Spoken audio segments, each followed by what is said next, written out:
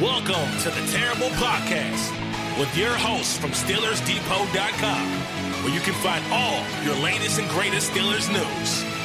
It's Dave Bryan and Alex Kozora, always lit, talking Steelers. And now, here's Dave and Alex.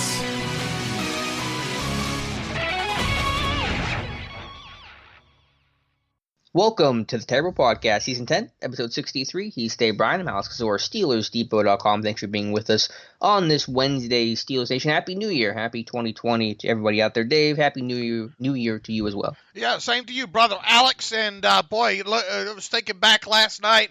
But there's several past New Year's Eves in my life that it's amazing how I made it to the new year. There's several of those nights where I couldn't probably even spell my name if you asked me to. I still have trouble with that anyways. But anyway, yeah, looking back, nothing better than being locked away, secure in your house. Of course, here in Vegas, the things obviously fired up every year at New Year's time. And especially so with switching decades here. So right at around midnight, boy, you could really hear. And we live a good deal away from the Strip as well too, but you could still hear all the fire. I think they had like an 8-minute fireworks explosion, show down there, down near the Strip last night. You could hear it all the way out here. But up and Adam, bright and early, and ready to go this morning.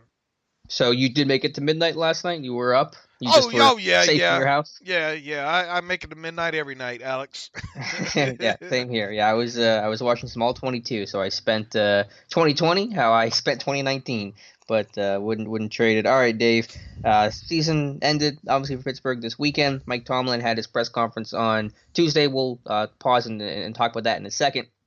What I want to start with are some transactions that are common for right after the end of the year. Steelers starting to build their offseason 90-man roster. They've now signed, I believe, 13 players since we last talked. Two notable ones are Marcus Allen and Kozora Skipper, who are both going to be exclusive rights free agents. Skipper signed a 2-year deal, obviously a fan favorite, was with the Giants, and then circled back to Pittsburgh about three-quarters of the way through the season. So Allen and Skipper will be part of the offseason roster. Yeah, absolutely, and obviously not surprising that if you go back and look through kind of the history, it's not uncommon for them to lock up their exclusive rights free agents guys right away because they're exclusive rights free agents. Those guys don't have much of a choice. Now we have seen like last year guys like Mike Hilton kind of wait on that, but you definitely weren't, I don't think, going to see guys like Marcus Allen and Kozora Skipper wait to sign something that they really had no choice but to sign anyway. Now, I'm not sure when it comes to Kozora Skipper's that just might be just an outright 2-year deal. To be interesting, and I don't have the numbers on that. Is that just 2 minimum years? Did they give him a little bit of a signing bonus in there? We'll have to wait and see, because obviously the exclusive rights tenders are 1-year tenders, and they're normally for the minimum amount associated with the players' accrued seasons there. So I wouldn't read too much into the fact that Kozora Skipper got a 2-year deal, other than the Steelers are just making sure they've got a few backups kind of locked up here, right now at that outside linebacker position, because I think we all expect Anthony Chickillo to be jettisoned here between now and March. And that if that happens, and we'll see obviously what happens with Bud Dupree here. We're going to talk about him here in a little bit, quite extensively, probably during this show as well. You got to have some backups, there in place, and obviously you have Ola Adaney still under contract for 2020, and now you have a guy in Kozora Skipper under contract for the next 2 years. So the only other, I think, exclusive rights free agents out there are, do you remember who I put down? I think Cameron Canaday is one. I think he's actually restricted. I think he's a restricted free agent, Alex, to be honest with you. Who was the other one that I have? I know. I think Levon Hooks is, but going to be interesting with him coming off the injury that he had. Is he a guy that's not even going to get a tender? Mm-hmm. An exclusive rights tender. And I'm drawing a blank real quick as to the other. Is it in the article you wrote? I can look it up. It's in the article there that I wrote up on the two of those exclusive rights, and I'm just having a problem finding what I did with that article right now. Let me go ahead and pull it up for you. J.C. Hassenauer is the other exclusive rights player. Yeah. That's what you have written. Right. That's correct. All right. And he ended the regular season on the 53-man roster, so that would make sense there. And you would think they would go ahead and give him an exclusive rights tender as well. Yeah, it wouldn't shock me if he's carried to camp. Levon Hooks, I doubt he gets a tender. I think probably the book is done on Levon Hooks in Pittsburgh, a practice squad lifer, rookie minicamp veteran. But I think this might be the end of the road for Levon Hooks. Yeah, look, he had that push there. I even going back to before he got injured this year, you kind of thought maybe this is a guy that maybe could make a push there. At worst, probably laying back on the practice squad this past season, and who knows how things would have went. With injuries and all, Stephon Tuitt going down. But yeah, Hooks has been around enough now. And then man, this what did he have? He had the Achilles, didn't he?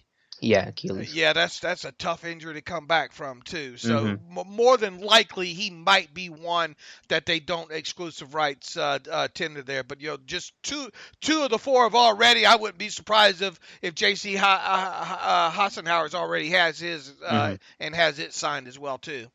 In addition to Allen, Skipper Steelers signed 11 players to future contracts on, Tuesday, I believe. 11 players all from the practice squad. Quarterback J.T. Barrett, wide receiver Jamal Custis, offensive lineman Christian Delario, offensive lineman Darren Gray, wide receiver Quadri Henderson, safety Trey Matthews, defensive lineman Henry Mondo, quarterback Alexander Myers, tight end Kevin Rader, tight end Christian Scotland Williamson, and running back Ralph Webb. Again, all guys from the practice squad. No surprises there. Gray, a draft pick, 7th rounder from this past season.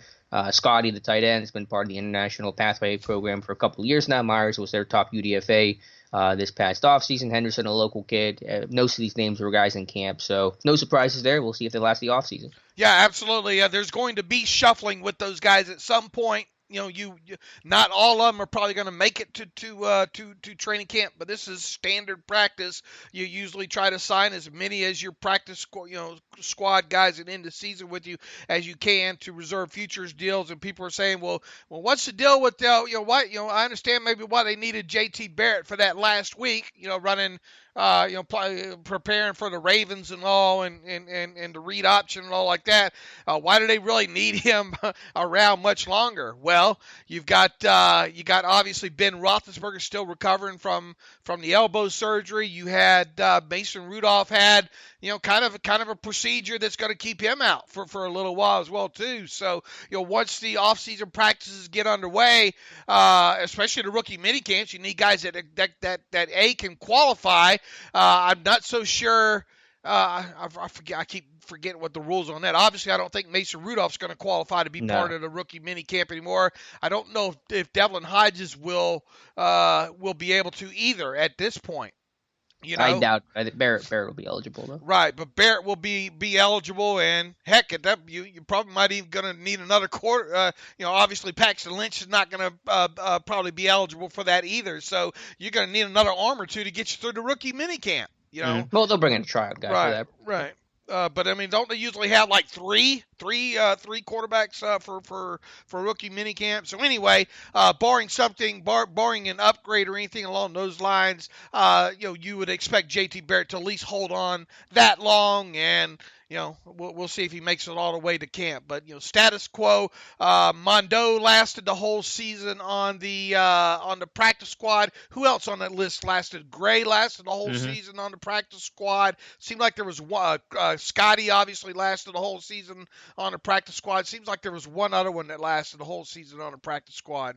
No, I think that was it, because everyone else either played yo-yo or came on midway through the season when injury struck. I'm just curious, though, Dave, quickly, of those 11 guys that were signed to future deals, what play are you most excited to see, assuming they last the camp next year in the preseason of those 11? Well, there's actually kind of a few, I think. I think Derwin Gray, to see what's happened with him, throughout the season.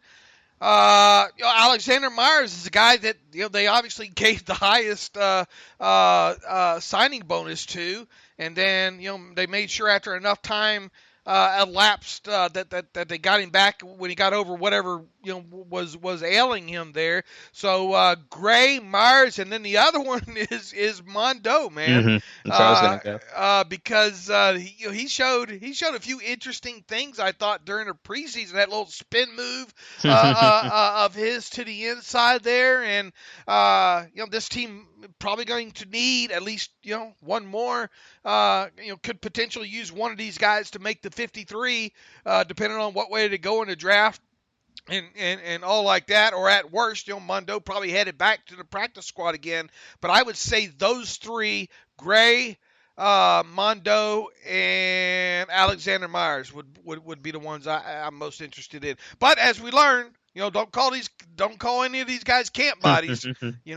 Yeah, let's not start 2020 calling guys can't body. That's not what I'm about here. And I'm with you. Those would be my three. I think Mondo will be top of the list, but we'll see if all those guys get carried to camp. Probably not all of them, but I assume those three will. Okay, Dave. Mike Tomlin had his press conference, season-ending press conference on Tuesday, and I kind of call it the Killer Bees press conference because there were three main Bs talked about: Bud, Ben, and backup. So let's start with Bud Dupree because that's one's probably going to capture the headlines, and Mike Tomlin made it very, very clear that Bud Dupree is, quote, a priority for us. So I think certainly he's going to be in a Steelers uniform in 2020 in some capacity. Boy, when you come right out like that and you use the words that Mike Tomlin used, make no mistake, Bud Dupree is a priority for us. That's pretty strong, and obviously Art Rooney II will hold his annual end of the season wrap up press conference. Probably a week or 2 weeks, usually about the middle of January when that happens. I would assume that we're going to get the same kind of directional similar words out of his mouth too. And as we've seen in past years, especially when it comes out of Art Rooney II's mouth, you might as well write it down. For them to say that Bud Dupree is a priority for us, it's going to be a priority for them. They're going to do everything they can to make sure he remains in the fold. And as we've talked several times, throughout the season, or definitely since Bud got on fire there, it's probably going to start with the franchise tag. Now, obviously, they can attempt from this moment on, with the season being over, start attempting to sign him to a long-term deal. You would think that it would be over the franchise tag amount. How much more, we do not know. But if Bud doesn't get the deal that he thinks he deserves and his agent thinks he deserves, then the way you make sure that he's a priority for you and you keep him in the fold for at least 2020 is by placing the franchise tag on him. So now that Mike Tomlin has said this, and I would expect Art Rooney II to kind of go along the same company line with his phrasing when it comes to Bud Dupree, between now and the start of the new league year in March, somehow, some way, it's hard to imagine this team not at least placing a franchise tag on one Bud Dupree. Yeah, no, they're not going to let him go away. They've been so patient with Dupree now for 5 years, waiting for that breakout year to happen. They're not going to let him go the second he actually plays the way they've always hoped and expected, anticipated that he would. So at the very least, they're going to put the tag on him. Obviously, they're going to try and negotiate long term. I think $17 million is the absolute floor for a long term deal with him. Probably a little bit higher than that. But that Tomlin's comments were just as much a message to Dupree and his agent as they were to you and I and the media and the fan base, because that's letting Dupree know that, hey, you're not going anywhere. We're going to either work out a deal or we're going to put the tag on you. And at least we know, and he's said it a few times now, not only a day or two ago, but I think like a week and a half or 2 weeks ago, Bud will handle if given the tag, he'll handle it and sign it. Hmm. It doesn't, he's been presented with the case that, would he pull a Le'Veon Bell? I think it'd be foolish for him to do that. I mean, sitting out the season or half a season or what have you on the tag.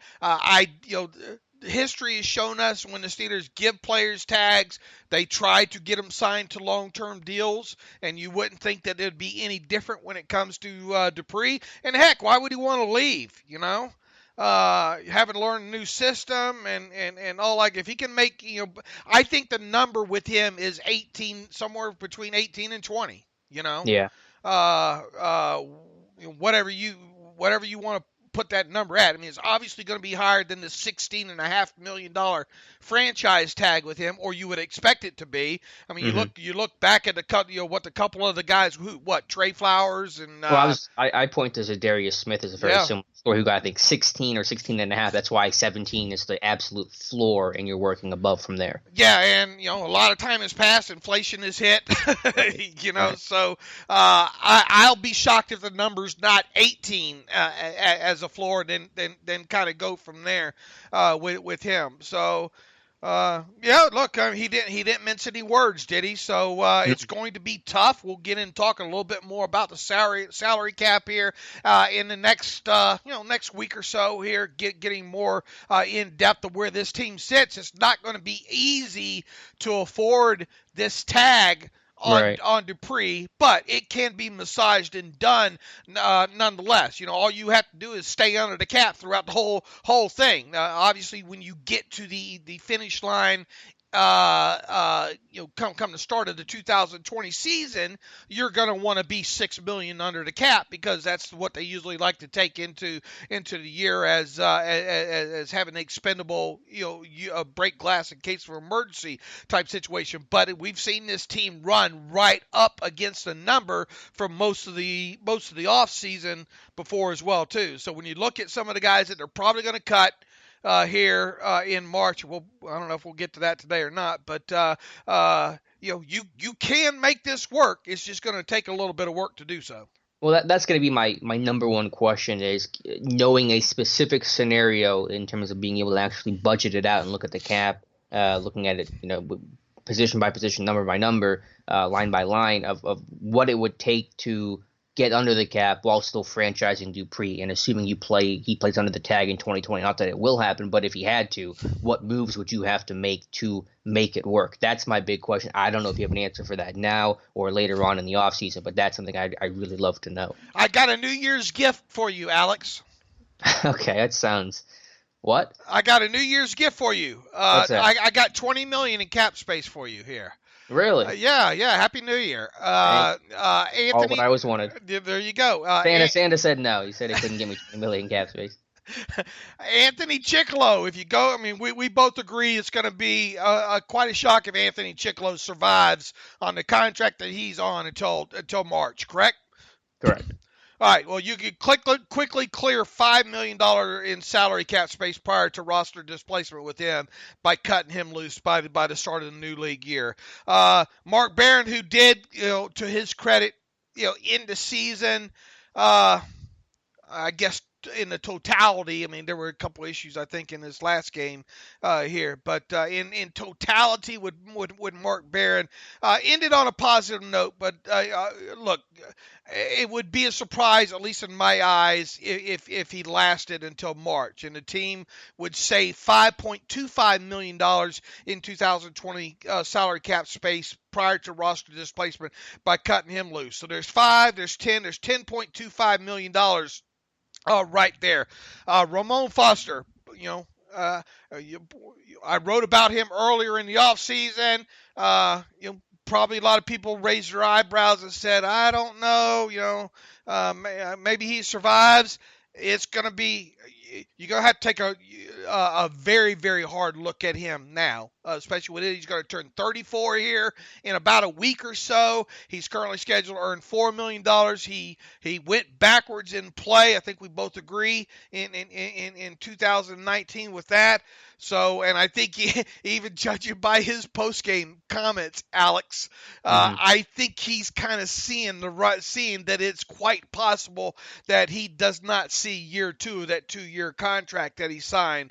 There's $4 million to be saved prior to roster displacement right there. And the last person on this list is Vance McDonald. And I know I'm going to get some pushback on this, maybe from you, maybe from some listeners, but man, if you want to draw a line in the sand and say, who would we rather have more, Vance McDonald or Bud Dupree? If you choose, Right. If you choose Bud Dupree, I think you gotta seriously consider cutting Vance McDonald, and really a decision on him anyway is going to have to be made.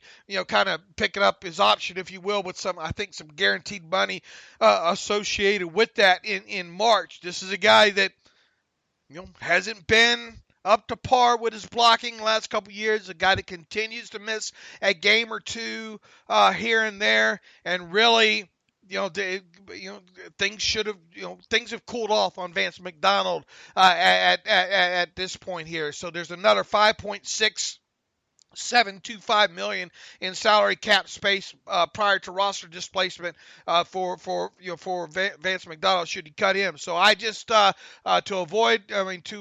to accommodate the 16.5 roughly salary or franchise tag on Bud Dupree, I just freed you up $20 million. So there you go. And I guess replacing those guys you cut wouldn't be the most difficult thing, because Barron, you probably wouldn't have to do anything. Chicolo, you would have to do very little. Ladaney and maybe some draft pick to rotate in there.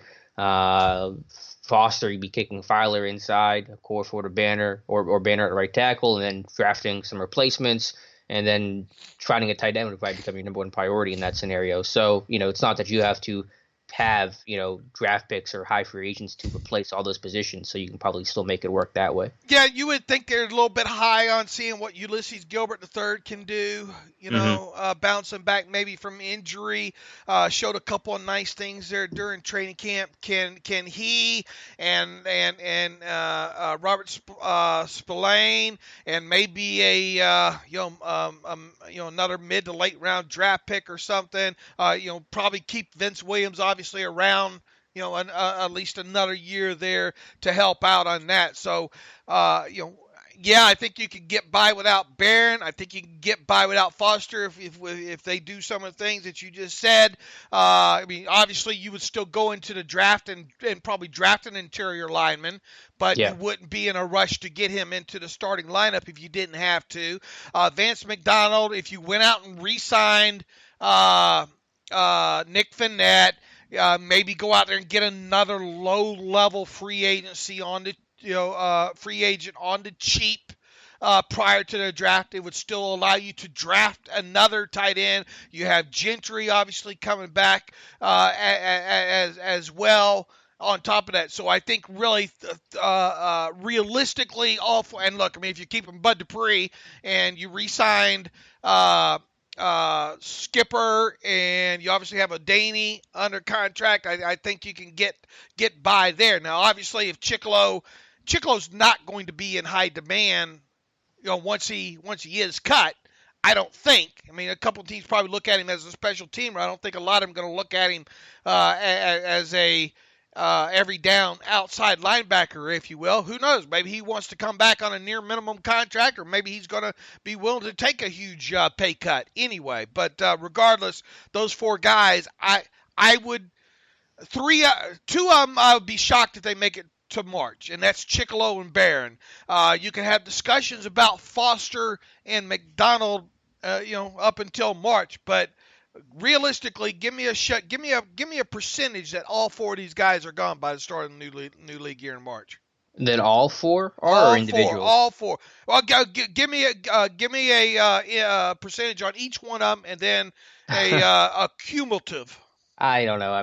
These things are just, I'm throwing darts. I think Chicolo's like 95%. I think I said Foster's like 60%. Barron, 55% that he does go. Basically, lower than Foster? Yeah, a little bit actually, and Okay. that surprises me as much as anybody. But just based on kind of what Foster said, judging by their play, but it comes down to basically, if you had to cut Barron and Foster and all those guys to sign Dupree or keep Dupree, would you do it? And I think you have to say yes at this point, and that's kind of what it comes down to is the difficult business decision. Where if this team had $30 million in cap space, you're probably not cutting Mark Barron. You probably have a longer conversation about Ramon Foster and Vance McDonald. So it's just the whole cap restraint. NFL's a business kind of thing going there. Vance is the one where I'm still saying I don't know if they're going to really cut him. Maybe sitting at 33%. That's kind of my guess, but we'll see. And then for all four being cut, I guess the odds would be relatively low, about 25% that all four are gone. Okay, I'll put it higher than that. I'll probably put it around 45% all four of them go. But I mean, really, if you look at players under contract, for 2020, there's not a lot of them with high numbers that you look at and you say, well, they could cut that guy. Right. Tuitt, he's not going anywhere. DeCastro, Cameron Hayward, not going anywhere. Obviously, Joe Hayden, Pouncey, you wouldn't think is going anywhere. Steven Nelson, Alejandro Villanueva. I mean, Villanueva's cheap.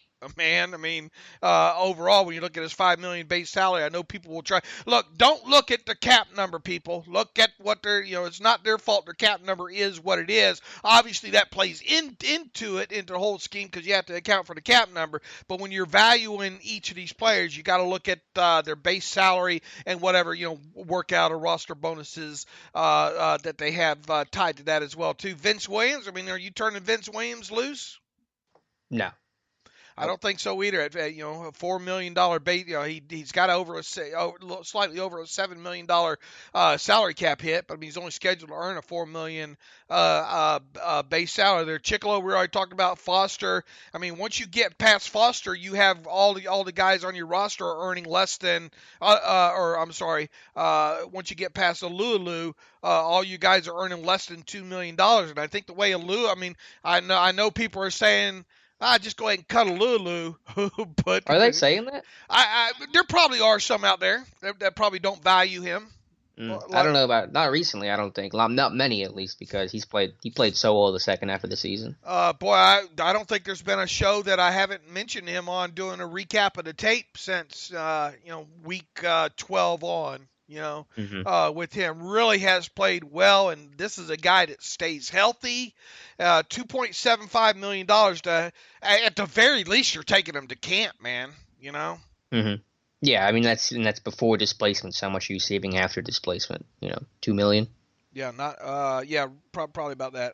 So not worth it. So yeah, again, the hard questions are if you have to make those moves to keep Bud Dupree, do you? And I think the team is ultimately going to say yes and do whatever it takes to make sure Dupree is at least tagged and going to be with the team in 2020. And once again, you can run it up right up to the cap number, which they'll do all off season. I mean, they're basically there right now. About 2 million or so under right now with their Rule of 51 number. Now, obviously, the Rule of 51 number does not tell the whole story because you've got the draft class that you're going to have to accommodate. You have the full practice squad you're going to have to accommodate.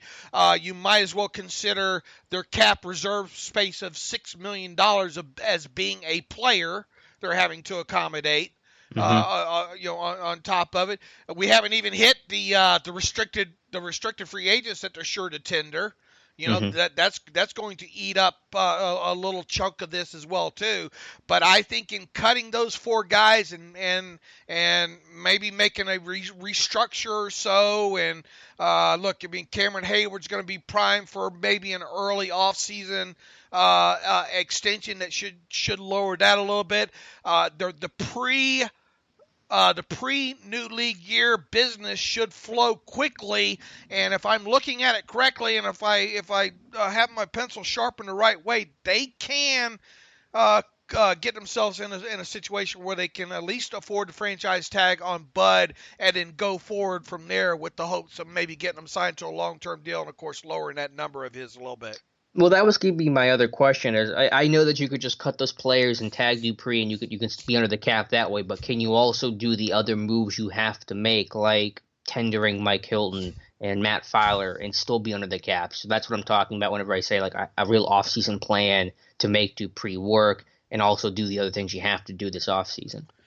Well, it's going to be tight, So that's what I'm asking. Is there, if you can map it out of how you would do it and how you could make it work? I mean, those tenders, they eat up a decent amount of cap space because they're 1 year deals and the tenders keep going up, and you're going to be putting, potentially second round tenders on Hilton and Filer because they're UDFAs. You get nothing for them. You have to write our first refusal if teams come calling for them. So that's going to eat up $6 million in cap space if you put second round tenders on both those guys. Minus roster displacement, obviously. Sure. But let's see here. Let's roll down real quick these restricted free agents here. Mike Hilton, it's hard to imagine him not getting a second-round tender, correct? Yeah. If they don't, then teams are going to come calling for him. Right. $3.278 million there. Matt Filer, the same. Yep. With him. So we're at, let's go ahead and call that, let's go ahead and call that $7 million between those two. And then Banner, an original round tender on him should come in around 2.1. There's no sense to tender him at a second round level when he's got an original round working in his favor of fourth round, because no team's going to come calling for him and give up a fourth round a fourth round pick, right? Correct. All right, so you got 3, 6, 8. You said 7 for Hilton. Yeah, 3, 6. But I'm trying to make it a nice even number here. 3, 6, 8, and let's see, another million. So let's go ahead and call it $9 million between those three. Okay, and then whatever other moves you need to make, I guess. All right, so $9 million there. Canada. Here's what generally happens with the long snappers, right? I mean, yeah, if you just put a right of first refusal on Canada, what might happen with him? I don't know. Nothing. He would sign it. No, what I'm saying, if you put a right of first refusal restricted tender on him, you're opening yourself for him to be signed away. I don't think he's going to get signed away. Usually they just do a 1 year deal with those guys, right? They just as we've seen in the past, normally like Greg Warren would get 2 year deals. Okay. Pay them enough that you know that you're not going to lose them, but at the same time, you're lowering their first year of the cap hit on that. Look, it's either going to be a first or right refusal with him, or it's going to be a 2 year deal. Yeah. I mean, has anyone ever gone after a long snapper before? I'd have to look and see in the history of restricted free agency. Yeah. Well, I mean, look, most of these guys are undrafted, right? So there's no you don't lose anything by signing these guys away. And the question is how is he viewed in the world of long snappers? Yeah, well, I'd just be curious to know if any long snapper has ever been offered a tender before by another team. And the thing is, too, is he worth $2 million? I mean, wouldn't it make sense to give him that $2 million in the form of base salary and a signing bonus, but yet have his cap hit lower than $2 million? Yeah. No, if they give him a 2 year deal, which probably makes more sense than doing the tender. And I think he could be signed probably by the time we get on the podcast a week from now, to be quite honest with you. Mm-hmm. That's the kind of thing that you try to lock up now. So let's go ahead and plan on his cap number being $1 million. Let's be optimistic here that they'll get a two year deal done with a $1 million cap number on him. So we're up to, I think we're up to $10 million right there. Yep. And let's go ahead and figure in this displacement being a wash anyway, in case we're wrong here, kind of a buffer. So having to afford that $10 million anyway, right? Right. So Dupree, you needed 16 for Dupree with a tag. You got 20 by cutting the 4 guys we just mentioned: Foster, Barron, McDonald, Chicolo, and then you added 10 back into that with all the tenders. So now you need $6 million. You got to find somewhere. All right, I told you got $2 million roughly in cap space because of the rollover. Right. So you got 4. You gotta find. All right. There's been worse problems. Yeah, that'd be my question. I assume you'd be restructuring Hayward, maybe somebody else. Well, I mean, if you extend Hayward, you might probably going to get another $3 million right there in cap space by lowering his. Okay. Right. So I mean, we're almost there. You know? Yeah, no, I imagine it's doable. I'm just trying to lay out the roadmap to how you make it all work. What are you doing with poor Jordan Dangerfield? I mean, the guy don't go away. Are you going to write a first refusal, tender him, or do you just say, here's another minimum contract? Do you want it or no? No, I think you just do minimum contract. You let him go initially, and maybe you re-sign him back for minimum. Yeah, so that's that might be a casualty related to getting the tag on Bud. I'm trying to look down here and see if there's anybody else. But then you got to figure out how to fit the rookie class in it. It's not you don't have a first round pick this year, which is helpful. Kind of clears that up a little bit. But right. Well, I mean, obviously you're going to start working toward getting Dupree that $16 million number down, right? Right, but there's no guarantee that's going to happen. It's hard. I don't know if you can bank on. No, you can't. But that you do have the restructures, at your disposal if you want to go down that road. Mm-hmm. Yeah, no, I hear you. I just it was interesting to have the conversation just to really see all it's going to take to get this deal and hopefully then get a long-term deal done with Dupree, not only for the cap situation now, but just to have Dupree done long-term. That's the ultimate goal here. And I think, look, will Villanueva get a deal? Hard to say. Yeah, and then you got Watt. What if Watt comes calling, says, "Hey, pay me"? It will be tough to do. Both Dupree and Watt, because Watt's number would obviously grow big time, Mm-hmm.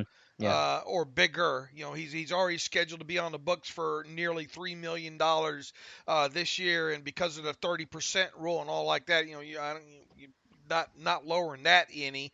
Obviously, with Villanueva, but a lot of these anyway would wait until the offseason anyway. I mean, wait until the summer anyway. You're probably not going to come out of the chute here in the next, 12 weeks, giving Villanueva an extension. No, all those things, Watt, Villanueva, anyone else is going to be a summer before camp kind of deal. Other than maybe Cam Hayward. Yeah, other than maybe Cam Hayward, because you know what you're what you're working with there, and you need the space. You need to create some space, and you need the space. So, look, I think we just mapped it out pretty good. I mean, I think we got us within $2 million of trying to wonder, what's going to happen there, and we've already kind of included the restricted free agents. Now there's not going to be a lot of what are you going to what are you going to do at free agency time? Veteran minimum salary benefit contracts. Shall we go to Hawaii, Alex? Shall we take a little vacation? We're flying coach because we don't got money for first class, Dave. What I'm getting at is we're probably going to have a lot of time on our hands. There, because you really can't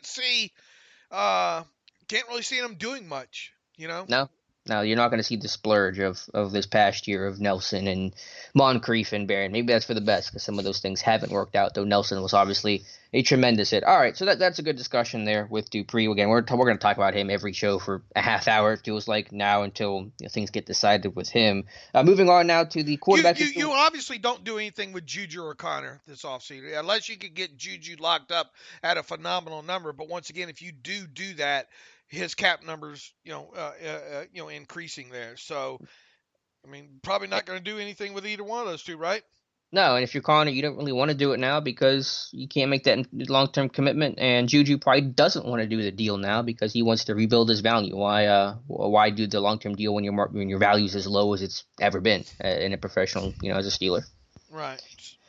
All right, so to move on to the quarterback situation, we'll start with Ben Roethlisberger. Mike Tomlin didn't offer a whole lot of clarity on his current situation and status with his rehab, but said that he's got a checkup with the doctors for about February 1st, somewhere around there. That date's not set in stone. That'll kind of be, quote-unquote, significant to telling him and the team about what his offseason plan is going to be. So that's the latest on Ben. Again, all things really have been positive. Haven't heard anything, that would make you really doubt that, other than the Mort report that he quickly backtracked. So mark your calendar, February 1st, about a month from now, we'll probably get some sort of update on Ben's future. there is no reason not to think still that Ben Roethlisberger won't make it back to being Ben Roethlisberger this year. Until people are saying this, that, there's no way he bounces back from this, blah, blah, blah. There's just no reason to think that he's done, and he's not going to be the same quarterback. And the only question now at this point is the timeline of when he does start throwing it all. I mean, obviously this thing you're not going to want to rush along, and for the 1st of February, because Ben Roethlisberger is due a nice $12.5 million. And look, here's something else that you can do too. You want to talk about the restructuring. If you want to lump all of it, potentially into, and I assume I'll have to look at the numbers and all to see how much of it they can do with the 30% rule and all. I mean, there's a possibility of taking that, dump, in short, making his 2021 cap charge be just astronomical, and to free up a couple more $1 million for you this year in cap space, if you know what I'm saying there. So you obviously want to see get a good idea of where Ben Roethlisberger is come time to that $12.5 million roster bonus is due at the start of the new league year. Mm-hmm. Yeah, but knowing that timeline, and I know Ben's goal has always been to begin throwing around OTAs in April, May. I think this February checkup's going to be, what the doctors kind of conclude about when he can start throwing and really being able to map out these offseason plan super clearly. So hopefully he can start throwing at OTAs, be ready for camp, and it'll be interesting to see how they handle his workload in training camp. But February 1st should be the date that we get a little bit of clarity on Ben's future. Yes.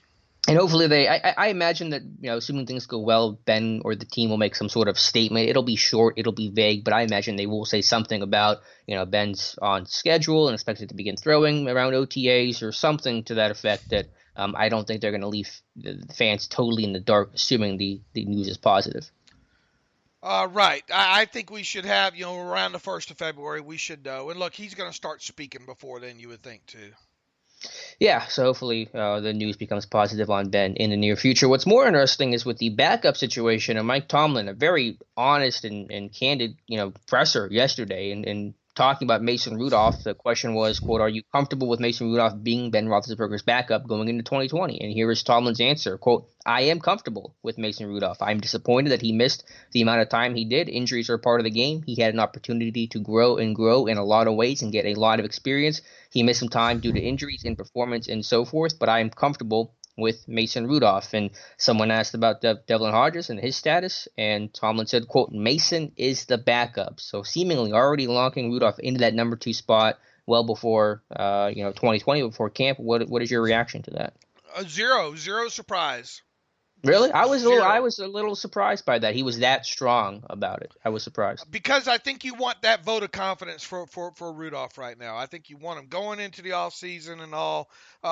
He ended on a negative overall with the injury, but I think with his play as a whole ended on a positive. And boy, what all he went through, that's a small victory there. I was zero surprised to hear him say, and this is the way I look at it. All it was him saying Rudolph's ahead of Hodges on the depth chart. That's the way I felt. It felt stronger than that. It felt stronger in the sense of Hodges is not going to overtake Mason next year. Well, that's what I'm saying. He's the number 2. All I took it as him saying that Mason's ahead of Devlin Hodges in the story on the depth chart. Period. Yeah, but it felt like case closed, where that can't change going forward, which is a little too strong for my liking, just based on the ups and downs both guys had. If it was me, I just let them go in and compete, and who plays better gets the spot, like it has been for years now when it comes to the backup quarterback situation. I guess it could be the vote of confidence to try to give him some positivity to end the season on, but I still think you can't hand him the job going into next year. I don't think he said that for you and I. You think it was to Rudolph for this to vote of confidence? Right. Yeah. I mean, that makes as much sense as anything. And again, things can change. Obviously, what Tomlin says in January or December 31st doesn't have to stick by, late August if circumstances change, play changes. But, yeah, I think if anything, this was for Mason and not for us. Right, exactly. And look, he's a master of sending messages like that. So Right. that's exactly I was zero shocked to be honest with you. And look, I mean, he asked about Devlin Hodges. What did he have to say specifically when he was asked about what does Devlin have to do to get himself? What was the phrasing of the question? To be back in the mix for next year. Yeah, and wasn't exactly a rubber stamp, vote of confidence. Kind of if you read into it.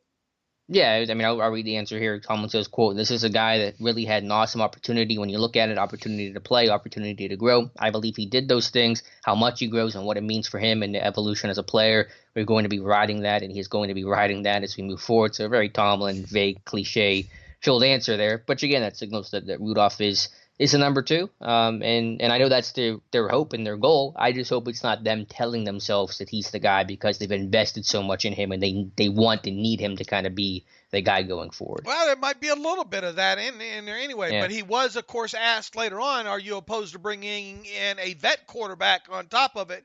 And what was his answer? I think he said he wasn't opposed to it. I don't have the exact quote here, but I assume that wouldn't be as the backup because, as he said, Mason is the backup. We kind of was it me talking to you or me talking to somebody else about I gotta be honest with you, and this is way early on this obviously. Here is it in your best interest to get a veteran as a third quarterback? I don't even know what the potential market is as we stand here, to be quite honest with you, and that is quite honest. We are in self-analysis, so some of the questions for you ask that you ask lie outside of us, and I am just not ready to weigh in on those options. That's fair. We are open to any and all options that is going to allow us to put the strongest football team that we can get put on the field, but to stand before you and act like I understand the depths of the veteran quarterback market would be an untruth.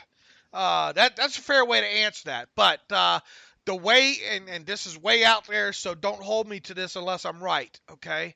The way, I gotta be honest with you, the way I envision this depth chart going to start the 2020 season is Ben, Mason, and Paxton Lynch. And so Devlin is MIA. He's not on the 53. What makes you say Lynch at all, and then over him over Hodges? Just a gut feeling and the way they like pedigree and all. Yeah. I mean, I think it's very possible, and everyone's talking about veteran backups, bringing a quarterback. I think it's more likely than not they just roll with the group they have, with Paxton kind of being that cheap, quote-unquote veteran guy that's played some football before, as opposed to trying to get some. He's your Gronkowski. He's your batch minus playing time. They tend to kind of like those pedigree guys to bottom of the market left. Look at Leftwich, Batch, Gronkowski. Lord, go. Who else have they had in the full? Obviously, Landry Jones was kind of a mid-round guy. I think they I would be at right now where I sit right now. I'll be surprised if Hodges is on the 53. Yeah, I mean, I think obviously his status for week 1 next year is very much in question, but I think just going into camp, or at least this offseason, I think they might just roll with the quarterbacks they have now, and I would not be surprised if they just stand pat with the room. And we already went over the cap situation. I mean, what are you going to be able to afford veteran quarterback-wise other than a guy making $1 million or less? All right, that's what we talked about on Monday, is that veteran quarterbacks aren't cheap, and that's what Tomlin's kind of referring to about the market here. Like, you can't sign a number 2 backup quarterback for $1 million. I mean, they're going to cost a couple million, at least, because of the nature of the position and demand that it holds. So unless you're going to go with a real bottom-of-the-barrel guy, like I said, like a Trevor Siemian or Blaine Gabbert or someone like that, it's just not going to be financially feasible to make that move when we outlined how tight they are cap-wise anyway. I mean, it cracks me up, people throwing out Eli Manning and Phillip Rivers, and in Case Keenum's set to be a free agent. Teddy Bridgewater, Tannehill, Winston, Mariota, Chase Daniel. I mean, even Chase Daniel's probably got at least a $2 or $3 million price tag on him, right? I mean, the dude's made like $20 million in his career to throw 100 passes. I mean, the dude makes good money. I mean, Chad Henne, Drew Stanton, Colt McCoy, Nate Sutton. I mean, you're getting into. Look, I mean, Josh McCown. I've always liked Josh McCown, but damn, he's like 40, I think. 40 something, ain't he? I think he's 40. Trevor Seaman, I mean, even he's probably $1 million to $2 million. How much do you like Mike Glennon? As a pedigree guy. I mean, heck, he couldn't even. I mean, where did he end up on the depth chart of the Raiders? Wasn't he behind what's his name? Nate. Yeah, I mean, he's fallen out of favor of every team he's been in: Tampa Bay, Chicago, Arizona, Oakland. The point is, I mean, quarterbacks are still expensive, so they could make a real low-level move. But I think you're right. I think that there's really good chance they just go into the offseason and camp with the 4 to 5, depending on Barrett, and I think he's just there till Ben's ready to go. With Paxton Lynch and Devlin Hodges kind of battling it for that third spot. Now, people obviously right now are yelling at their podcast machine, saying, "Well, just draft another quarterback." I'm not in favor of that. I'm not this year. Maybe 2021, not this year. I agree, not this year. Just because the focus has to be on building this roster with Ben and getting you as close to a Super Bowl as possible. And yeah, does a 5th-round pick or 4th-round pick really help you get there? Not going to move the needle too much, but potentially. I mean, look at what Benny Snell did this year as a 4th-round pick. So whatever you can do to help this team win now, that's got to be the focus. All right, we covered quarterback there. Where to now with what Tomlin had to say? That was about the big things for me. Talk about James Washington, seeing some improvement from him. I think you talk about James Washington, quote, displayed that awareness with a level of conditioning when he took the drill. Like I said, anytime this coaching staff gets asked about James Washington, they always go back to his conditioning, but that is truly where it starts. So that was the big things for me, Dave. It was really about Ben, Bud, and the backup quarterback situation. Let's see. He did talk about James Conner and James Conner's health, to some degree, and really the running back position as a whole. He said, first of all, would you like to add to the running backs, or do you just want to see more from the guys who are currently there? He says, I'm not ready to talk about what 2020 looks like, but let's see, what is he going to say? That will be answered when we move forward. I think I'm more reflective in evaluating the men that are here and what they did and the prospects of what they are capable of providing us as we move forward, as opposed to some of the things that you mentioned. He was later asked about how do you account for James Conner's health in his evaluation of the season. He says that is a big component of it. Yeah, it is, Mike. Yep. He didn't spend a lot of time on the field healthy, but that is as much a part of the game as blocking and tackling. This was the interesting part here, and I would like to learn more about how he plans on doing this. He says we will assess it, and we will assess it with him as it pertains to him in an effort to minimize it to what degree we can moving forward. But injuries are part of the game. It happens. So there's going to be some assessment there as it pertains to hopefully getting Conner to miss less games. But it's obviously a concern with them that he has. And boy, that man missed out, at least on paper. It looks like he's missed out. He instantly saved the Steelers $1.5 million by not hitting his proven performance escalator, or at least that's what it looks like on paper here, barring me missing something. But this is a guy that we've talked about. I don't think he can give a long-term deal to. I think he'd be silly to take a very under market deal just to put a few $1 million in his pocket to lock himself up long term. So it's going to be interesting to see what happens. You had Benny Snell finish on a high note, right? Mm-hmm. Yep. You had James Conner finish on a low note. You learned a little bit about Kareth White along the way. You learned a lot more about Jalen Samuels along the way. I think we both agreed Trey Edmonds is just a guy when it comes there. I mean, they could potentially address this position, but I wouldn't expect it to happen before, I think it would be a fourth round or later pick if they address the running back position. In terms of what Tomlin said about addressing, Connor in the offseason, I don't know exactly what that means. I don't know if that's changing the way he trains, maybe introducing some more things like yoga and Pilates. That's become pretty popular with players to work on some of those soft tissue things. I don't know if it's changing his diet. I'm not saying he's doing those things poorly now. I'm sure he's doing those things well. He's gotten himself in really good shape. He looked rock. I mean, he looked great, chiseled right before the start of the season, man. It really looked good. Maybe you train a little bit less. I don't know. Maybe the wear and tear of even training in the off season kind of hurts you. I mean, maybe not. I'm just obviously spitballing here, but I think that just means sit down with Tomlin, work out a plan with Gary Guimont, the strength and conditioning coach in Pittsburgh, and trying to figure out even little things you can do to try to mitigate. Obviously, it's not going to prevent injuries totally. I mean, if you tear a muscle, you tear a muscle. You blow out your knee, you blow out your knee. You can't prevent that by some off-season training, but maybe there are some different approaches that he can take to try to mitigate those issues. Maybe that's something we'll get Dr. Mel on here. Yeah, that'd be good to know. In a week or two after things calm down here, we'll ask her about things like that, about Pouncey. She's got something else that I think she's about to write on. People are saying, "Oh, that chemo's finally, the effects of all that chemo are finally wearing on James Conner." I think she's got an article coming that kind of blows that narrative out of the water there. So that would probably, that would be a good time after she gets that written here in the next week or two to have her on to discuss not only that, but some of these other guys going into the off season. Yeah, looking forward to that.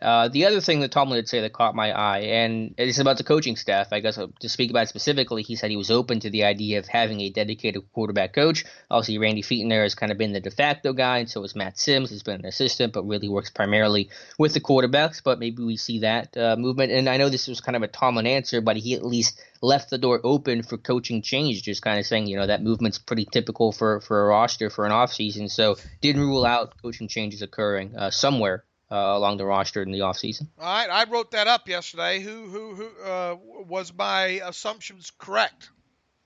Assumptions in what there will be changes? The general overview of who's most likely and who's, Well, I think the obvious one is the receiver coach situation, because obviously Ray Sherman came in after Darryl Drake's passing and to really become the guy when that wasn't the intention whenever Sherman first kind of joined the staff in, I believe, training camp or OTAs. And so, is Sherman going to become the full-time guy? Is he going to retire? Do you elevate Blaine Stewart? Do you bring in somebody new from the outside? I think all those options are on the table. I don't know how they're going to address that in terms of other shiftings. I mean, I really don't see Faulkner as being a candidate to go. Obviously, these guys are really hard to judge, but just given the lack of health in that situation, I think the play of Kareth White, Benny Snell making an immediate impact, I don't really see a strong case for dumping Eddie Faulkner. These things are always tough to predict. I think Sean Surratt ended the season on a really low note. It won't be the coordinators. It won't be Fichtner. Butler should come back. I mean, Danny Smith would be the most vulnerable of the coordinators. But I just don't know. Other than I think they obviously have to make a decision somewhere about the receiver coach next year. And James Daniel. Could he retire? Sure. We were talking about James Daniel potentially retiring for years now. I don't know what his plans are, but they're not going to fire him. But he could, hang up that straw hat, and they would obviously have to find a new coach. If something happened to Tom Bradley, would it matter? No, he really wouldn't. Where else? I mean, you're probably not going to do anything with Jerry Osofsky, right? It's hard to always say, but nothing that would tell me that they would get rid of Jerry O. I mean, obviously Terrell Austin's not going anywhere. Mm-hmm. Right. Where else? Unless he got an offer from some other team, but to be a coordinator or something. Yeah, that's true. I mean, he's probably under unless it's a jump up, up the level.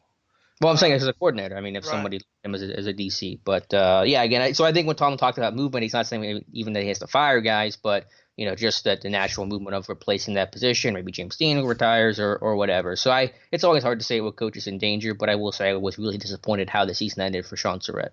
If you had to predict which one won't be on the staff next year, other than Sherman, because I think that's kind of we just don't know. Mhm. How much interim is interim? Do they really want to go a different direction there? Are they okay with having him, maybe stick around another year? That's kind of because of how he got in position in the first place, and all. That's kind of a tough one. But outside of that, which one is most likely not to be back of all the coaches here? I don't know. I wish I had a good answer for you. It's just so hard to speculate about. I mean, if Tom Bradley left to go somewhere else, it wouldn't surprise me in the least. I don't know what the contractual status are. Some of these guys, Steelers typically don't fire guys. They just let contracts run out and they don't bring guys back. So that's generally how they do things. I don't have a good answer for you though. What you I really don't. I mean, I don't know. Positional coaches are tough to evaluate. Like I said, could James Stanley retire? Certainly. I don't know what his future holds, what his plan is, and I think the receiver coach position is going to be one that's going to probably have a new face brought in. But that'd be my guess, I guess. I would think maybe Danny Smith. You think? I mean, what would be the number one reason why you would fire Danny Smith? You asked. That's my answer. Okay, well, I'm just asking why. I just think he's just the most vulnerable, over the years here with looking at, the overall picture of special teams top to bottom. All right, fair enough. I think he's the most vulnerable of the coordinators. I still think, and again, I need to go back and review it all, but hope that they keep him. Okay, what else? Look, I could. What is Matt? What is Matt Sims? What is he? Well, Fichtner called him the de facto quarterback coach. Right. So he's definitely working with just the quarterbacks, but can he really, be elevated in that room? He's a young guy. Is it enough? Is he enough? Well, Tomlin was obviously open to it. I don't know if Matt Sims is really going to be in that clear, controlling kind of role. I think he's about as old as I am. I mean, I don't know if he's established enough to be in that room with Ben. I mean, I know he's obviously worked with some young guys like, Hodges and Rudolph and all them, but I wouldn't. If it came down to if they could add a long-time quarterback coach who's been in the league for years, Matt Sims isn't going to prevent them from hiring that kind of guy. Right, but you got to make sure you don't ruffle Ben's feathers along the way. I don't think. Sure. Because obviously Matt Sims is not coaching Ben at all. He's coaching the guys that are not Ben, and so Randy and Ben are still going to be joined at the hip forever. Okay, let's see what else stuck out to you. The other thing with him was just the funny quip at the end about Hard Knocks, and Tomlin was asking if he had any reaction to Hard Knocks. He said he doesn't, and then a reporter said if the NFL asks you to be on Hard Knocks, would you do it? And Tomlin said asked, because that's not how it works. You get told, and you don't have a say in it. So again, fully expect the Jaguars are another team that's now eligible for Hard Knocks as they are keeping Doug Marrone, but it's Jacksonville, Denver, Detroit, Arizona, and then Pittsburgh. They're choosing Pittsburgh. Cameras are coming to Latrobe in the summer. Yeah, and I knew this as soon as the season ended. As soon as it looked like, or really even I think I posted ahead of the game on Twitter. If they don't make the playoffs, they're look. Tomlin already knows it. Yeah, I mean everybody knows it. Everybody knows that they're going to be on Hard Knocks next year. Like it or not, and they don't like it, but they don't like it. People saying, "Well, Rooney can get them out of this." Yeah, whatever. Good luck with that. Go ahead and get your budget set for HBO next summer. Yep. Anything else from Tomlin? That was about it for me. That was about all the big things I saw from Tomlin yesterday. All right, I'm trying to roll through here real quick. I don't think I see anything else particularly noteworthy from that. So yeah. Overall, what all are you gonna say during a wrap-up press conference like that? Well, I did think he was pretty honest, more honest than a weekly press conference about his answers to some of those things, and so I appreciate that. He did give kind of an overall kind of look at the health of the team. There was no really injury update coming out of that last game for obvious reasons there, but it sounds like a few ankles got twisted during that game and nothing really else. I mean, look, Pouncey, he says all surgeries have taken place now, so that's probably a good sign. Does that mean that no surgery, that there won't be any surgeries that take place moving forward? There might still be one or two along the way here. A lot of people are kind of wondering about Marquise Pouncey.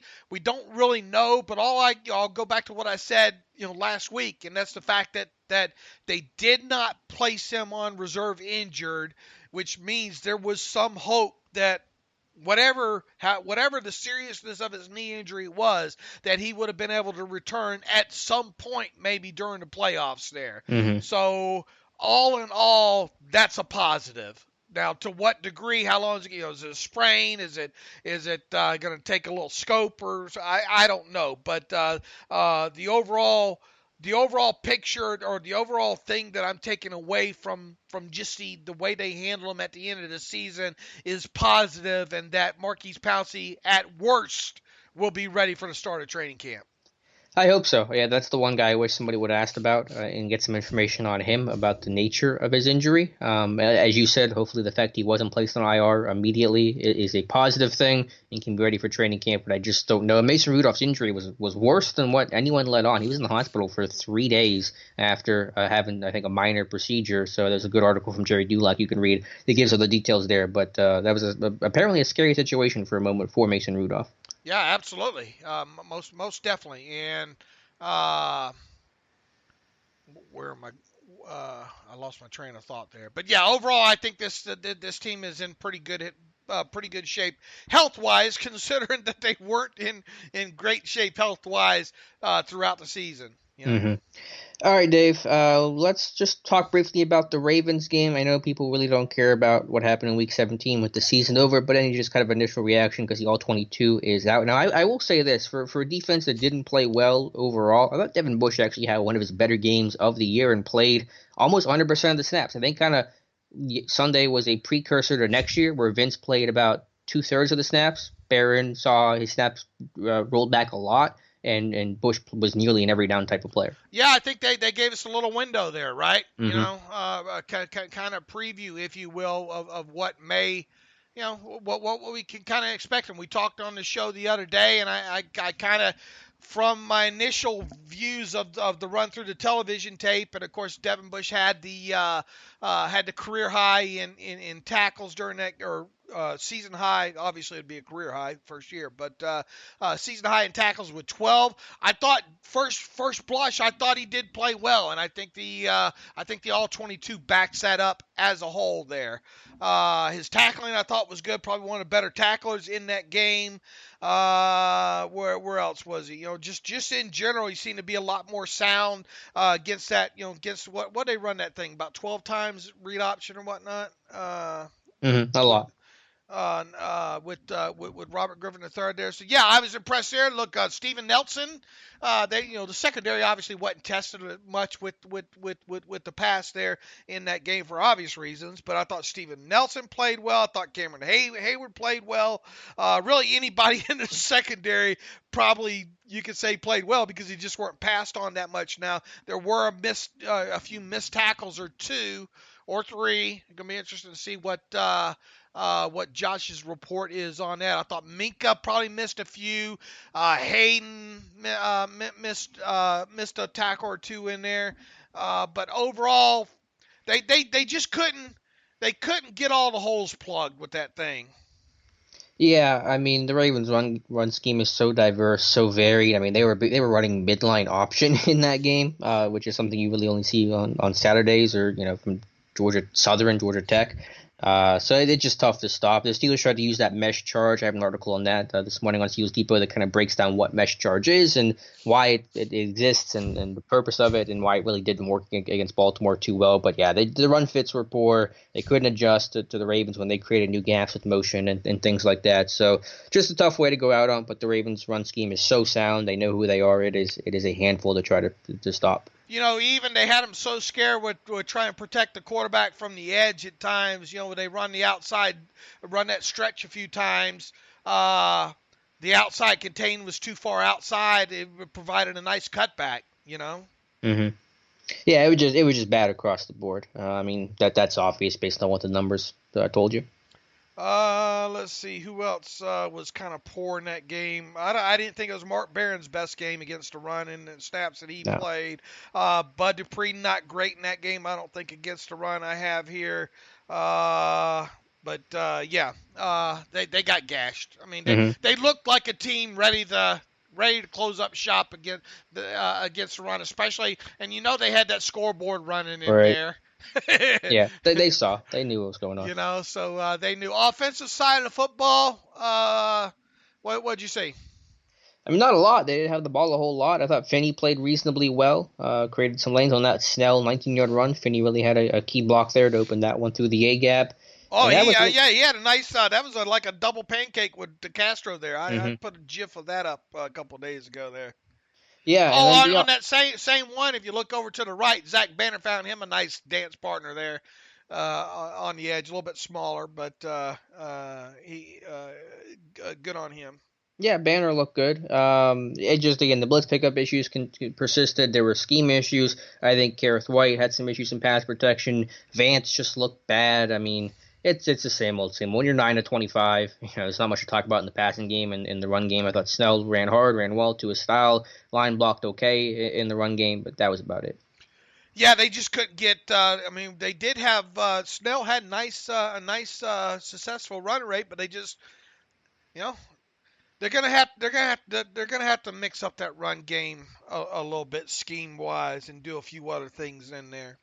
What kind of things do you want them to do? I would like to see them maybe add in some outside zone, a little bit more outside zone, some stretch a little bit. I have a feeling with Foster being, they probably don't want a lot of them guys on the move, like Foster. Quite a bit. So if you were able to somehow get a guy like Finney moved over into there, who knows what you put at right tackle, Banner or Chikwama, Okorafor, whoever wants to win that battle there. I think you got to do more things. We just haven't seen this team run a lot of outside zone period over the years. No, it wasn't Munchak style. It's not really Surratt style. I mean, the tight end's better, block better, too, if you're going to be outside zone, because you run off the tight end's hip, usually run outside zone, and these tight ends aren't blocking well enough to give me confidence to do that. You got to provide these guys, these backs, I think, a few more cutback lanes, Just to go back to Vance, I mean, check out, it was the one sag, I think it was the one the Carr had. Just go watch Vance on that play. He's on a check release. No one comes, so he starts to release, and he just stands there. He's literally just standing there going nowhere. Isn't facing the quarterback.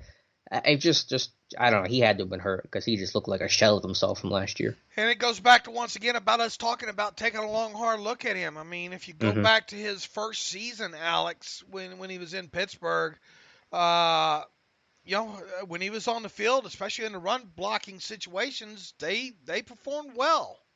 I thought he did well in those situations there. But since then, it's gone downhill. And heck, even last year, I think I wrote up about personnel groupings, him not even being on the field a lot in personnel groupings that featured either 2 or 3, tight ends. So, or obviously one of those being an offensive lineman in Chikwama there. But he has not been a great run blocker, at least, the last couple seasons there. So, and he's kind of a marginal, in my opinion, kind of a marginal tight end in the passing game as well now too. So, and plus with the health issues, and he missed a couple, 2 more games this year due to injury. I think you really got to take a long, hard look at him.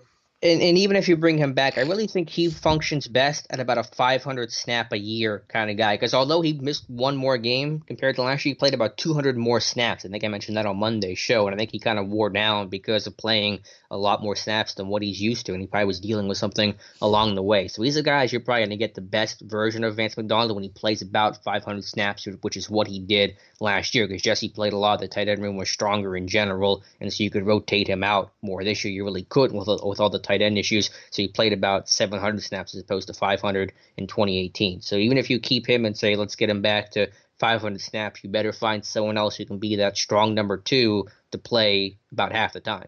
Jesse James! Oh my God, that did not sound well for headphone users. I apologize. Yeah, Jesse James, if he circles back, I imagine the Lions are going to cut him. The dude caught, 16 passes this year for the Lions? Yeah, I'd be welcoming back Jesse James, provided you can make it work financially.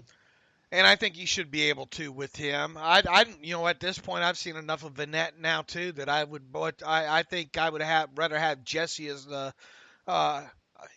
We'll see what they're interested in bringing in Vannett, but I damn sure not bringing back Vannett for more than a minimum. To be honest with you. Same here. And yeah, obviously, I think most people would want Jesse over Vinette, but then how much more is Jesse going to cost than Vinette? He will cost more. It's just a question of how much and can you make it work? If you could do him on a 2-year deal where you put $2 million in his pocket this season, maybe that could get it done.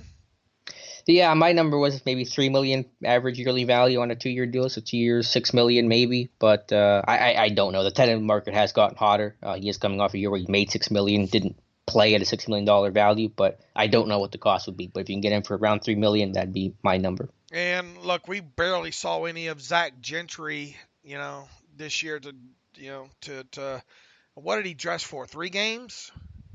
I'm not sure. Yeah, 4 or 5 at max. He played. How many snaps did he play this year is probably the more important question. I mean, Not many. 100, less than 100. I'll have to look and see what his total snaps were, but not many at all. Yeah, it's probably way less than 100. Let me pull up his official snap count here because I think it's been updated. But I mean, obviously they like him. You're assuming you're going to see some growth in year 2 for him, but I don't know what he's going to be. He played 50 snaps and on offense in 2019. Yeah, and look, you could still my early kind of, and this is of course still way early, obviously. My kind of view is, okay, you want to bring Vinette back on a minimum deal, have at it. Okay, if you can, I think you jettison McDonald. I think you hope that the Lions cut Jesse James and you try to get him back on something that would produce a cap hit of $1.5 million or less with him. And then you obviously go into the draft. And if you could get you a tight end in that second or third round there, I think that's what you try to do there. I think it's as good a plan as any if you are going to cut Vance. Yeah, that makes a lot of sense because Jesse's your strong number 2. And just understand the rookie tight ends, they don't produce too often that first year. It takes them usually till year 2, year 3 to start figuring life out. So that's why you need a strong number 2 in that scenario. Who are the free agent tight ends? Obviously Jesse's not there yet, but we'd both be surprised if they pay him pay him that kind of money, right? I mean, oh yeah. Look, you're not going to get some of these guys at the top of the list here. Nick O'Leary, Luke Wilson, they had a chance to go get him this year and didn't do it. Isn't Blake Bell that Oklahoma kid that I liked? Mm-hmm. Yeah, former quarterback. Yep. Yeah, I don't know how cheap you could get that kid, but I always kind of liked him. I mean, you're not going to get an Austin Hooper, I don't think. I mean, just looking at going down this list of guys that are going to hit the market, it's not pretty there. So I think you go after a Jesse James there, Alex. If he gets cut, you bring Vinette back at the minimum. If you can make that happen, you just go draft you one. Yeah, I'm looking at the list here of available names. It is not pretty. So I got some blocker types out there, but that's about it. So yeah, I'm with you, Dave. I think that's a good game plan for the position. How do we go down that rabbit hole? How do we go down any rabbit hole? How did you let me do that? Well, I'm a good accomplice. Yeah, so I have no idea how we even started that topic, but that's the future. Oh, we were talking about the Ravens game. Oh yeah. Back to something that really doesn't matter. Let's see. Offensively, I mean, look, Deontay did some good things in that game.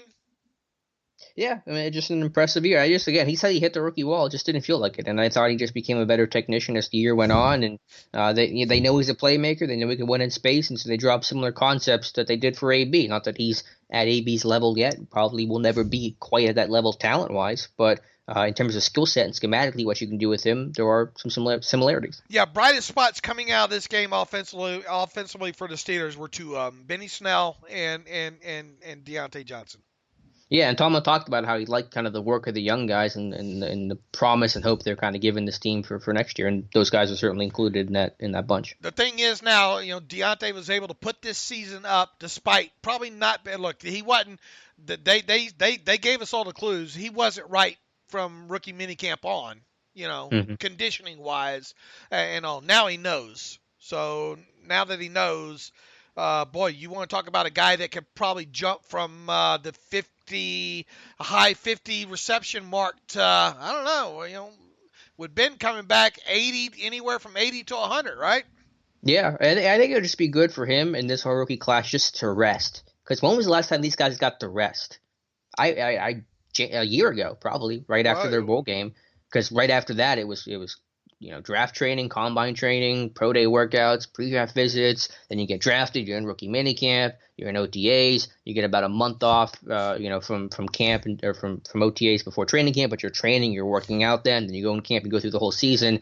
You played, now 20 games preseason and regular season. I mean, your body is just killing you. So you finally have your first chance to just rest for a couple weeks, do nothing. Still train a little bit, obviously, but still just basically rest and relax for the first time in a long time. And that's just going to be good for Johnson and this whole rookie class. All right, I agree. We'll talk a little bit more about this Ravens game some more. Unless there's anything else you want to cover? I mean, it was it's sad to go back through that thing. Mm-hmm. Yeah, I imagine there's no appetite for us to do that. Maybe something will pop up for Friday, but let's talk about Goodies Popcorn, and then we'll get to some reader emails. Yeah, absolutely. Goodies Original Popcorn. Dave's going to stick with us, I think, a few more weeks through up until the Super Bowl as a podcast advertiser. He's gotten a lot of great feedback from a lot of our listeners there. He want to make sure that I pass along thanks as far as that goes. They're gluten-free, non-GMO seeds, 100% coconut oil, non-trans fat cheese. I'm not sure what all that means, Alex, but I think that means it's good for me. And you know me and Goodies Original Popcorn, I got a $25 a week habit when it comes to him. Dave is based in Las Vegas here. He obviously ships all over the United States, or really the entire world for that matter, as we've seen throughout the offseason here. So obviously, even though Christmas time and the New Year is over with, popcorn is just one of those things that people eat year round. And boy, he's got some good flavors there. Extra butter, cheese, spicy buffalo, jalapeno cheddar, white cheddar, salt and vinegar, dill. I'm going to try some of that salt and vinegar one of these times here. Dill pickle. No, I'm not going to try that though. Loaded baked potato, pizza. I've had the pizza, a couple samples of that. That's good as well too. The kettle corn, the churro, the Fruity Loops is fantastic, and really is caramel. I get a couple bags of his caramel, I get a couple bags of his spicy buffalo, and usually a bag of his Fruity Loops. Every time I make it out there to go see him out there in Summerlin, which is a fantastic setup out there that he has weekly at that kind of that farmers market fair, if you will, out there in Summerlin. But you can get his stuff online as well, and I know a lot of our listeners have. GoodiesOriginalPopcorn.com. That's GOODYS is how you spell Goodies. GoodiesOriginalPopcorn.com, or you want even a shorter domain name, goodieslv.com. You can get there as well. Alex, we talked about he had a Steelers helmet that he was going to give away to someone who ordered using the promo code HELMET there. We have I just drew the winner of that as well too, and I'm not going to use Justin's last name because I don't have permission to, but Dave is obviously going to be getting a hold of Justin and shipping out that Steelers helmet to him. Justin, you live in Omaha, Nebraska. I'm sure Justin knows who he is right about now. And Justin, just in case, his order number that he used was 10125. Justin, if you're listening to this and you had order number 10125 from Goodies Original Popcorn, Dave's going to be in contact with you and shipping that Steelers helmet to you. So congratulations there to him. And Dave also wanted to talk to Dave last night. He wanted to let me know that he's got a few more Steelers-related promotions coming up here as well, and probably one starting even next week. So make sure you tune in to not only this podcast, but his website as well, too. And you can also look for him on all the social media platforms as well. So I think starting next Wednesday, Dave will have a new promotion for us for a Steelers-related item for people who want to order from his site. In the meantime, let's go ahead. I'm sure he'll agree with this. Go ahead and so you make sure that you get qualified for this. Continue to use promo code HELMET if you want to go order from him this week, and I'll make sure that anybody that does gets included in whatever his next Steelers promotion is. How's that, Alex? Sounds good. All right, Dave. Good stuff there. As always, let's get to some reader emails to close out the show. Yeah, I think we got some depressed readers out there right now as well, too. Not as many listener questions here. Joshua Dicker writes in, hey, Dave and Alex, serious question for you guys. All jokes aside, yes, this is a hypothetical. Do you think the offense would have performed better this year with the acquisition of somebody like Ryan Fitzpatrick, the league's best career backup? I'm sorry, but the guy has to be one of the best backups to ever play the game. Thanks. It is an extreme hypothetical, but if you had a guy like Ryan Fitzpatrick, would he have gotten you one more win? I don't think it's hard to imagine that. Heck, if they had Landry Jones, maybe they get one more win in here as well. It is a tough question to answer, but look, Ryan Fitzpatrick is a good veteran backup quarterback there. He probably would have been worth at least one more win.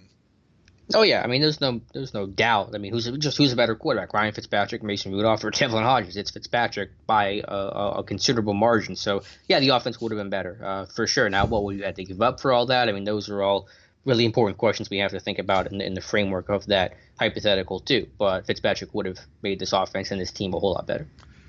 All right, this one's from Matt Rab. Writes in, sorry, Dave, but this one's just for Alex. Last season, Peter Weber's strike-early offense and famous scoring ability in the windmill took him far, but does he have the pedigree and skills to take it to the next level this season and end up holding a ring? He seems to have the physical skills and a high IQ. He's trilingual like Sean Davis, but does he have the poise and short memory to shake off the damage that HB did when he was eliminated last year and bounced back? Any predictions of what we should expect during this upcoming season? Oh, this is a Bachelor question. Oh, my God. I got confused at first because I just know it was Pilot Pete. I didn't know his last name, so I looked it up. Can you repeat the second part of that? Because no. Yes, please. But does he have the pedigree and the skills to take it to the next level this season and end up holding a ring? This isn't about Lord of the Rings or anything, right? No, it's not. I think Pilot Pete finally find his love. He says he seems to have the physical skills and high IQ. He's trilingual like Sean Davis, but does he have the poise and short memory to shake off the damage that HB did when he was eliminated last year and bounced back? Any predictions of what we should expect during this upcoming season? Oh my Lord! He's a pilot. He knows how to navigate, how to get through the storm. So I think he'll be okay. I just think there's got to be a good cast around him because he isn't the most charismatic kind of guy. So I think you have a good cast around him. But I think it's going to be a really fun season. And Dave, I know you're going to watch. So yeah, watch one episode. You got to watch one episode just to have a conversation. No, I'm not. I can't. I'll watch it for you. I'll let you know what's going on. Yeah, thanks. My wife doesn't even watch that stuff. So there you go. We're 1 week into the off season. We're getting a Bachelor question for Keep Alex. sending them just to make Dave mad. Oh no! Oh Lord! Andrew Gallus writes in, with Johnson leading all rookies in catches and Bush leading all rookies in tackles, it made me wonder if when a team had this happen in the past. That's a good haul for Coburn and Tomlin. It sucks they're going to Carolina and D.C. this offseason. Just kidding. Redskins hired. We said that Ron Rivera wasn't going to be out of work long. Hired as the Redskins head coach there. So look, nobody wants to work with Daniel Snyder, I'm sure, but he landed on his feet quickly there. When is the last time? I don't think there was the last time that they had a rookie lead the team in catches or leading all rookies in tackles. Well, for the Steelers, it's never happened. I don't know when the last time it happened across the NFL. That's a very good question. It would take some time to research that, but I imagine that's a short list of teams that can say that. So that's a very good point. Very good stat of the weird. Yeah, and look, I mean, I know things ending on a low note and all, but with the season, but I think the big takeaway here is that their top two draft picks, played well throughout the season. They stayed healthy, and look, I think you can make like I said, I think you can make a strong argument for either one of those guys being rookie of the year. And when's the last time we've had that happen? Rookie of the year. Well, I had two guys that Oh, yeah. we were thinking you could make strong arguments for to be rookie of the year Yeah. with conviction. I'm not talking about Artie Burns versus Sean Davis versus Javon Hargrave.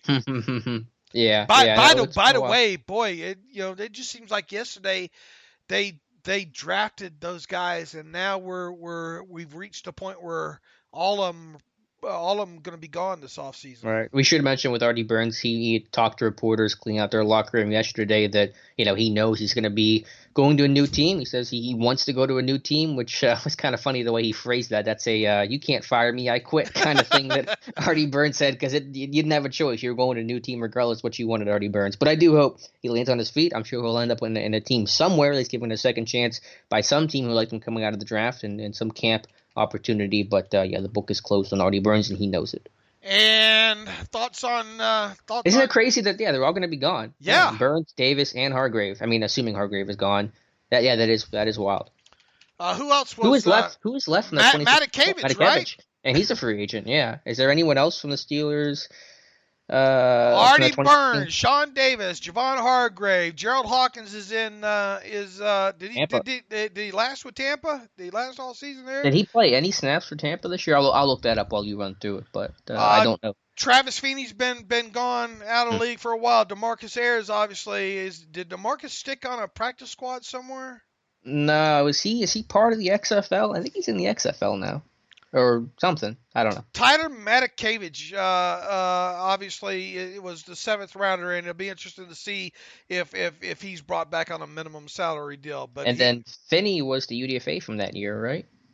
That sounds correct. I was 16, yeah, free agent now. No, yeah. This is a 2016 draft, right? Yeah.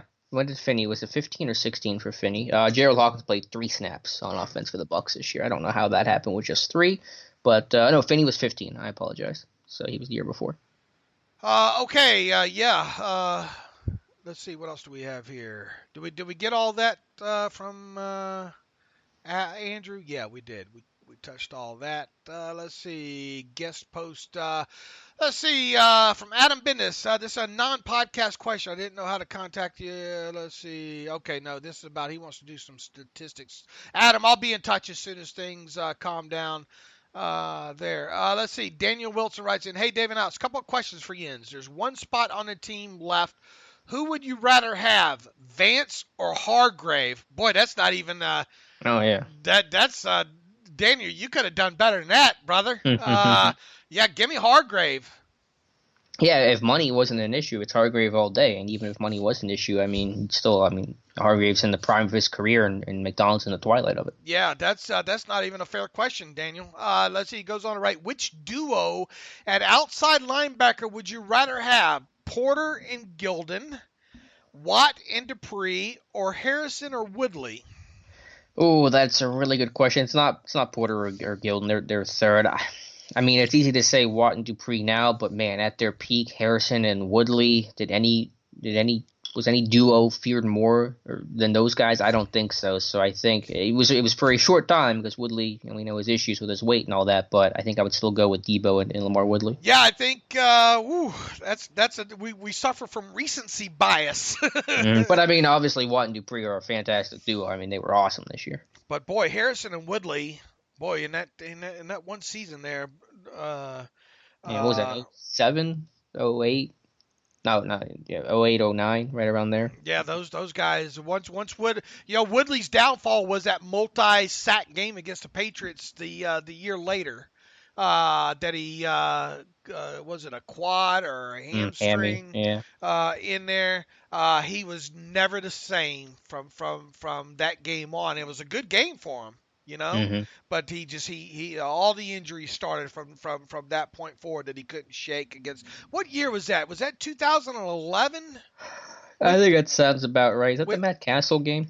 with They, him, I'm uh, now I'm wanting to look now too. Well, you look it up. But I mean, yeah, there were no wrong answers there. And that just speaks to how well they've drafted and found those guys. And Steelers have led the NFL in sacks for 3 straight years. They got 162 over the last 3 years. The second place is 142, so they are just head and shoulders above second place. So their ability to find pass rushers and good edge guys has been just as impressive as their ability to find, say, wide receivers.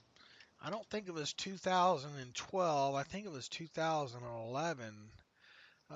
New England, 2011. That game. How many sacks did Woodley have in that game here? He had two. All Yep, right. there you go. And who was the quarterback? That was Brady. That was the Brady. That was was that Castle? No, Brady was in there for that game. Oh, when did Brady get hurt? 09? When was Brady's ACL? I think a little bit earlier than that, wasn't it? I don't know. It doesn't matter. This was the game that the Steelers. Wasn't this the game also that Cortez played some dime or something in there? Yeah, and Gronk, and they had him over. Yeah, Was Gronk in the league then? My timeline's all. Yeah, I don't think. Mixed up. Let's see, was Gronk in the league then? Yeah, he was. Okay. Gronk had 7 catches for 94 yards in that game. It was a win. And it was a win for the Steelers because they kept them under 100, and B, they kept them out of the end zone. Right. All right. Well, there you go. All right. Thanks for that rabbit hole. I fell down there. Patriots and Ravens were able to take their offenses and get creative with using multiple running backs throughout the game and on the field at once. Why couldn't the Steelers get creative with their 5 running backs to protect their young quarterbacks? Ravens blew out teams using their creative running offense and would throw the ball to 2 rookies and Willie Snead. And the Patriots always have 3 to 4 unknown running backs that are always consistent in their offense. It just always felt as if Benny Snell came in with 2 tight ends, Banner and Holton. White came in and ran the sweep, and Samuels was in to catch pass. Look, help Daniel really stymied these guys. When Connor was out, Snell missed a little bit of 3 games in there. Jalen Samuels is just a guy. Edmonds had I would have told you Trey Edmonds had the longest run of the season at the start of the season. You would have told me I'm out of my ever-loving mind. Yep. If I would have told you Benny Snell would have had the most explosive runs, you probably would have told me I was out of my mind as well there. They could never get any continuity going with these running backs, I don't think. I'm not even sure they were sure how they wanted to use them at some point. You go into the game with probably Connor getting the majority of your practice snaps, and he lasts 9 offensive snaps into the game. Gareth White didn't come along until very, very late in the season. Hell, we had a guy named Tony Brooks, what's his last? James actually get a few carries this season. I mean, that's how bad it got in this. And Alex and I talked a little bit earlier. You're gonna have to do better scheming some of this up and getting these running backs. And look, I think they got to be able to be better running out of 11 more. Yeah, I'm with you on everything you said. Obviously, the coaching staff probably didn't have the best plan, and whatever plan they went in the games with, it was hard for them to stick to. But obviously, like you said, I mean, injuries played a big factor. And when you compare them to New England and Baltimore, you got some guys that have been in the system, Lamar, Gus Edwards, Mark Ingram's a veteran guy. In New England, James White's been there forever. Sonny Michel's in the second year. So as opposed to Pittsburgh, where you got Gareth White coming in off the street as a rookie, Benny Snell as a rookie, you're still trying to find out who those guys are, let alone how to make them work and fit them into a game plan. So there are some different circumstances there. But point taken, yeah. I mean, they got to find a better way to have a rotation, and ideally Connor would stay healthy, so you wouldn't have to worry about that as much. But obviously that has been fleeting for him in his career. And look, their tight ends sucked, man, blocking wise. Yeah. I mean, just Zach Banner was their best tight end. Pretty much. Let's see, Russ. I don't know if I read this. This was from Monday at 7:06. This would have been after we recorded the other day. So this will be the final one from Russ Obenstein. As always, great podcast. Like how you guys covered who you think we keep and release. Surprised you guys didn't mention what do you think we do with Davis. Barry was doing great but fell apart last month. Would love to see Hines hired as an offensive assistant, and Charlie Batch's quarterback coach. I don't think Charlie Batch is quarterback coach material, to be honest with you. But I mean, I don't think he has any interest in it anyway. But anyway, we know changes need to be made on O-line. O-line guy on Steel Curtain suggested cutting Chick, which frees up almost $5 million.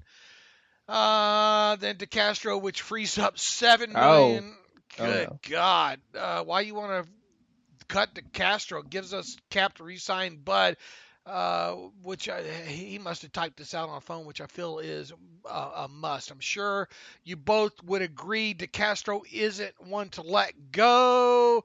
Is there two other guys, Dave, on O-line that can free up at least $7 million? I know we all say big Ragu, but he's just such a locker room leader. And Dave, your expert is his last year big money. Thanks, guys, for another year. Blah blah blah. Happy New Year to you, Russ. I'm not cutting David DeCastro. I'm not someone put on there trade David DeCastro too somewhere. I read no. Yeah. No. Look, for some reason Villanueva's fallen out of favor, but I didn't think he had an awful season, man. No, it was a typical Villanueva year where it was a slow start. I mean, he did have some tough matchups with Myles Garrett and Nick Bosa where he struggled, but he ended the year, I think he allowed like a half sack over the final, whatever it was, 10 games, according to my charting. I haven't done the charting for the Ravens game yet. So the guy finished the year strong, which he always tends to do. Foster, I mean, you can have a difficult conversation about him. Rest of the line, you're not going to do much movement there. You're going to add to it. Davis, I mean, it's just the writing's on the wall. He's not going to be a starter. I mean, doesn't have a path to that. He's probably wants a fresh start somewhere else. And Barry, I think will get carried to camp, maybe some competition. But I think he signed, a 2-year deal last year, so he'll be around. Maybe get some extra push and come the summer. Look, unless Sean, we saw how that safety market's been, right? And especially a guy coming off of an injury that hasn't been great at any of the spots. I don't know. Is this the kind of guy that Bill Belichick goes after and finds a spot for? Talking about Sean Davis. Yeah, I think it could be a really good dime piece somewhere at the very least, but it won't be in Pittsburgh. It's hard to see him coming back for Pittsburgh unless he took the minimum, and even then, it's hard to see him making the 53. You know, he would make it if he were to resign. I have no doubt about that. But it's too expensive. You have no cap space to even really entertain that idea, and he probably just wants to go somewhere else because they traded for Minka when he was hurt, and he probably wants to go try to start somewhere. Someone I think on the Twitter machine said something about Cameron Sutton moving him to safety, and it all sounds good in theory, but you got to keep these guys in positions that are used to playing. Yeah, I mean, we've had that conversation with Sutton basically since the day he was drafted. He plays a little bit of safety in some of the rotations they do where he basically bails and plays that anyway, so you don't even have to make an official move, but I've been really happy with Sutton as a slot corner, dime defender, and then just that chess piece. So it doesn't even matter what you call him, but I'm not going to make a full-time move to safety with him. Yeah, me either. All right, Russ, thanks for the email. I think we covered it all, Alex. All right, we'll be back within 2 hours, too. Yeah, we'll be back on Friday. Because again, we got a whole offseason here. So if we didn't get to something today you wanted us to talk about, we have an entire offseason to discuss this thing, and eventually, things will start slowing down. We've kind of gotten out of the biggest Steelers thing. You said Rooney talks in a week or two. So that's kind of the next big thing. Yeah, somewhere usually in January, that'll be the next kind of big thing I think that we talk about here. And obviously we said as soon as Dr. Mel writes this article about James Conner, let's get her on. We'll have a couple of our Daniel, maybe we'll mix in a couple of contributors maybe throughout the offseason as well too. And probably not by Friday, but probably by next week, I'll have a full picture of the salary cap situation for everybody, not only on the site, but we'll talk about that as well too, Alex, and see what's going on there. This next week or two might get to see another futures or two, another couple players added via the futures avenue and all like that. So we'll get back after it on Friday. I'm sure something will pop up between now and then that'll keep us occupied on that show. So in the meantime, You can follow me on Twitter at Steelers Depot. You can follow Alex Kozora on Twitter at Alex_Kozora. Follow the show at Terrible Podcast. Email the show, theterriblepodcast at gmail.com. If you like what we do, if we entertained you throughout this season, and maybe if you haven't donated, or maybe you'd like to donate at the start of the season and maybe at the end of the season, however you want to do it, if you do want to donate and you feel that we're worthy of it, please go to SteelersDepot.com and hit the donate button up right navigational bar. That'll take you to PayPal, where you can do so securely. Also, if you'd like to surf SteelersDepot.com throughout the offseason without the ads, ad-free versions of the site have been very popular. For $25 for one calendar year, you can have an ad-free version of SteelersDepot.com. We're going to try to tweak a few things, I think, on the site as the offseason goes. I don't know if we're going to have a lot of changes on the site. We're going to probably work on trying to get an app at some point throughout the offseason, right, Alex? Maybe along those lines there. But in the meantime, or at least until Friday, as always, Happy New Year, everybody. And as always, thanks for listening to the Terrible Podcast with Dave and Alex.